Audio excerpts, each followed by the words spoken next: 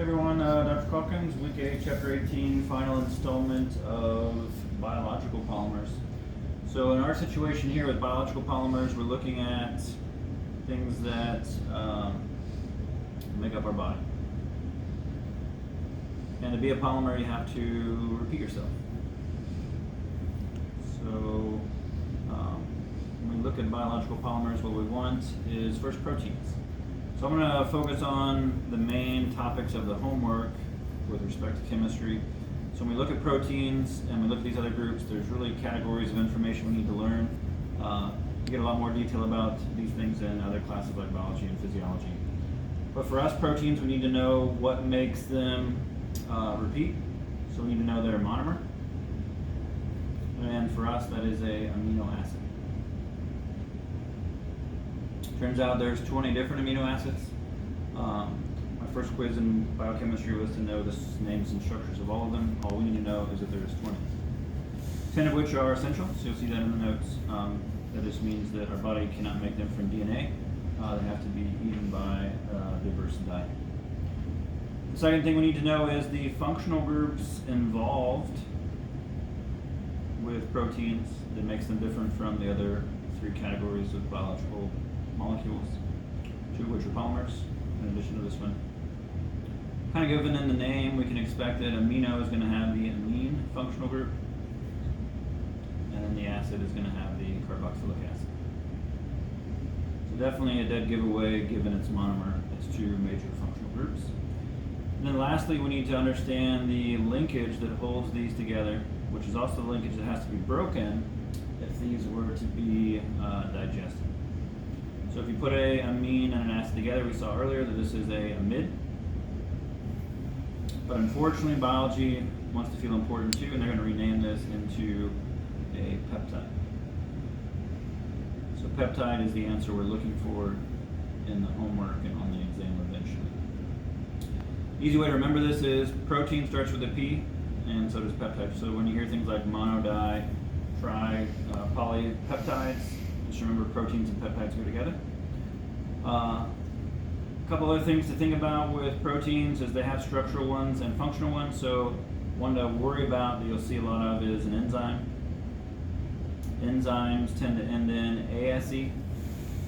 That's important because sugars end in OSE. Enzymes are large protein polymers that are designed to break apart, say sugars or lipids or something else. So you can imagine that if you're lactose, which is a sugar, we'll talk about carbohydrates next. If you're lactose intolerant, that's because you lack the lactase enzyme from your stomach's production on how to break it apart. So it's going to irritate your stomach when it sees the sugar because it doesn't know how to deal with it, doesn't know how to break it apart. So worry about enzymes ending in this ASE kind of suffix. Worry about peptides and proteins being the same, because pretty soon with carbohydrates we're going to learn about sugars and saccharides. So know the functional groups, know the repeating unit, know the linkage, and you're pretty safe for Intro Chem version of biochemistry when it comes to proteins. Again, structural proteins, skin, hair, muscle, that kind of idea. Functional ones would be like the enzymes, like the hemoglobin, oxygen carriers, or insulin. Even antibodies, that kind of idea, your immune system, all based on proteins. So there's that one. Let's now talk about carbohydrates. There's 4 classes of biological molecules. This is the second. So when it comes to monomer, just moving straight across, this one typically is glucose, which is a monosaccharide, meaning a single sugar. So another name for carbohydrates is just sugar. Glucose is the simplest sugar that we're going to see as most of our answers and most of our homework questions regarding carbohydrates. Know that there's also fructose and galactose that can make polymers, just not ones that we see in Intro Chem. To be a sugar, you're going to have different functional groups, which makes you very different in how you function and how you're used in the body. Functional groups here are alcohol. Those ROH groups that we saw before. Ironically, when you ferment sugars, you can make alcohols from all those alcohols. We also have aldehydes and ketones. So aldehydes and ketones, that's really sugar specific. So glucose is a aldose sugar, whereas fructose is a ketose sugar. So you see a lot of those kinds of things in blood tests and so forth for your ketone versus aldehyde kinds of sugar counts and so forth. When you mix these together, different from over here where we made the amides that we call peptides, this would make what looks like to us an Intro Chem as an ether. It's actually called an acetal in advanced organic kinds of classes, but for us it looks like an ether because you have this sugar, oxygen, sugar kind of chain where you have a sugar on ether side, so to speak. But unfortunately biology renames this one and they call it a glycoside linkage. So glycoside is actually what we want, even though ether is what it's going to look like on paper. So you might expect a lot of sugar issues with people is hyper and hypoglycemia. They're talking about this kind of glycoside linkage in that kind of name. As far as sugars go, much like with proteins, just know that sugars are going to end in that OSE ending, not that ASE ending. So definitely very different groups. There's really no repetition with these. Disaccharides are things like lactose or maltose, or sucrose. Sucrose is our white table sugar. So all ending in OSE. Amylose is starch, which is a polysaccharide. Starch is very glucose driven. So because glucose is so polar, it's how we get into things like cellulose in plants, plant cell walls. So they're not easy to break apart. They're going to need the help of enzymes to break them apart. Oftentimes starches can't be broken apart. That's why corn doesn't really change your digestive tract. It's because our body is incapable of breaking it apart. Animals that can, though, do have multiple stomachs because they have multiple stomachs to introduce multiple enzymes to help break it down. So very important for that reason. Lots of apex animals like elephants, they're going to digest grasses, a lot of them that are out of reach from other animals. When they release that material back to the ground in elephant turd, so to speak, what's useful is that's already partially digested sugars. And those sugars can now feed other animals that follow those elephant herds, so very important that they don't go extinct because other animals depend on that walking buffet, so to speak, all based on groups we talk about in class. So let's move on to our next and last two groups, and then we're done with this chapter. So our next group would be the lipid. So same kind of idea as we said a moment ago, we need the monomers that make them different. Trick question for this one. The functional groups, and then the linkage that holds them together. So lipid is a fat, oil, or a wax. The trick question here is there is no monomer because it's not a polymer. It's the only one that is not in your textbook. It's the only one that's in your notes only. The vitamins that are lipid-based, that are oil-based, are the A's, D's, E's, and K's. So easy way to remember that is all dogs eat kibble. Cute way to remember the ones that are fat-soluble and not water-soluble, which would be the letters that are missing. So the B's and C's in particular. The functional groups, though, are something that we can recognize for lipids, but unfortunately they're going to overlap with some of these other groups. And that's an alcohol, which is unfortunate because that's a group in carbohydrates. You got to be careful. And then a carboxylic acid, which is also unfortunate because that's one of our groups for our protein. So alcohol is that ROH group. Here's our HOH group. And what we saw earlier with synthetic polymers is when you put those together, you get an ester. And lucky for us, biology doesn't rename the ester. Most lipids that are big structures, not polymers, are going to have 3 esters. They typically use an alcohol called glycerol. So notice that OL ending. And these fatty acids are carboxylic acids, and they can be saturated or unsaturated. And so we're going to get a triglyceride overall kind of structure. You can also replace one of those with, say, a phosphate choline kind of group that makes up a lot of animal cell walls, that kind of thing you'll see in biology and physiology classes. A lot of steroids are in this category, a lot of hormones, in particular like testosterone, estrogen, so you can change steroids to change genders and so forth, all from that lipid-based category. The major difference in lipids, as we talk a little bit about them before we move on to our last group, if you're a fat, you're typically saturated so all single bonds. Typically come from an animal, so you get that bacon fat, pork steak fat kind of thing, ribeye kind of fat.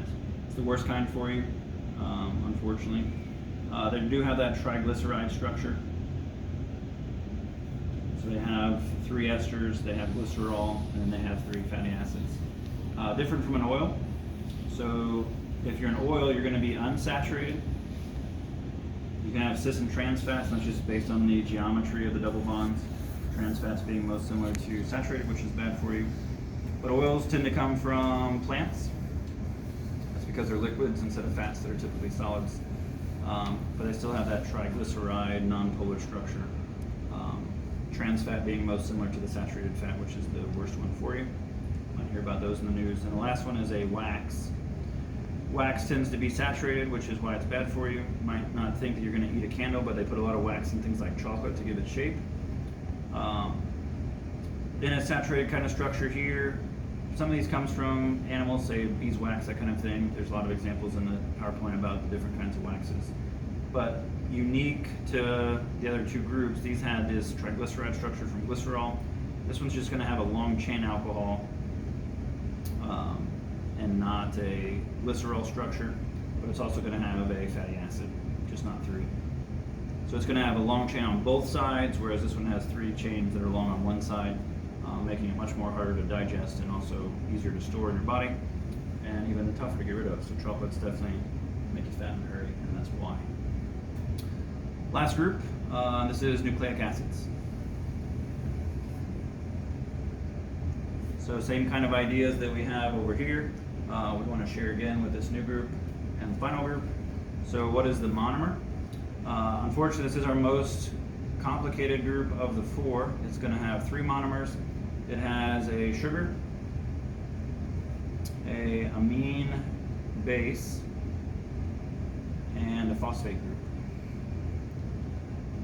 This makes up the edge of what we call DNA or RNA. So the sugars that we're going to expect as the monomers are deoxyribose sugar, and then ribose sugar for DNA versus RNA.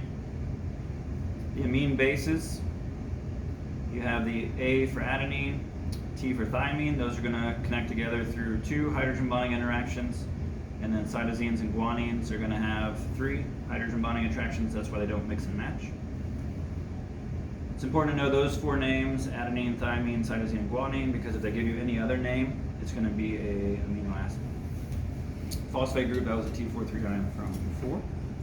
So as we look at functional groups, sugars, we can have a repeat of alcohols, which is unfortunate because now 3 of 4 groups have alcohols. Amine bases kind of give it away. They have amines and amides, both nitrogen containing, and they'd have a nitrogen and oxygen with that double bond O carbonyl. And the linkage is actually the phosphate group. That's that PO4 -3 that's attached to those sugars. So on the edge of DNA, you have sugar, phosphate, sugar, phosphate, sugar, phosphate, sugar, phosphate. That's the edge of your ladder. And then what connects those from side to side is your amine bases through hydrogen bonding attractions. So again, phosphate is the linkage. So you get a lot of interesting information from DNA. Could be if you can have unique flexibility or Alzheimer's when you're old, or freckles or height or whatever. So a lot of times you look like your parents because you share their DNA and those expressed genes. So definitely pay attention to alcohols. There's lots of groups that have those, both these 2 and the previous. Worry about other things like the monomers, the repeating units, and then worry about how to recognize some of those names like adenine versus arginine. Both start with A, but if it's not adenine, it's going to be, say, an amino acid, that kind of idea. The last group I want to mention, which is a hybrid group, and then we're finished with this section, and very important nowadays, and that's a virus. So the reason I'm doing these videos is because of the coronavirus. It's also going to be helpful for students in the future that take my class that need to see some lecture. But viruses are pretty unique, just like this coronavirus that has this crown around the outside. In the middle is nucleic acid, so DNA, so maybe in the sense of the coronavirus, maybe from a bat or whatever. But DNA is nucleic acid, it's on the inside. The problem with viruses and why they're so dangerous is because the entire shell of a virus is protein. So this is a hybrid group because it has two parts. Protein has the amino acids, 10 of which your body wants in order to make all of the strands of hair and muscle and so forth. So when it sees a virus for the first time, it thinks, oh, this is like candy. Let's take apart some of these amino acids that are around the surface, and it's just like a Christmas present that you want to open, but you don't realize what's inside is something you never wanted in the first place, which is DNA from somebody else or something else. So a virus is really two categories. It's got protein on the outside in this shell, this coating. Our body dismantles it with the help of other proteins called enzymes that in an ASE, as soon as your mouth, you start to see that. But on the inside is DNA that likes to replicate. And if it replicates faster than your immune system can deal with it, then you show symptoms. And sometimes those symptoms stay forever.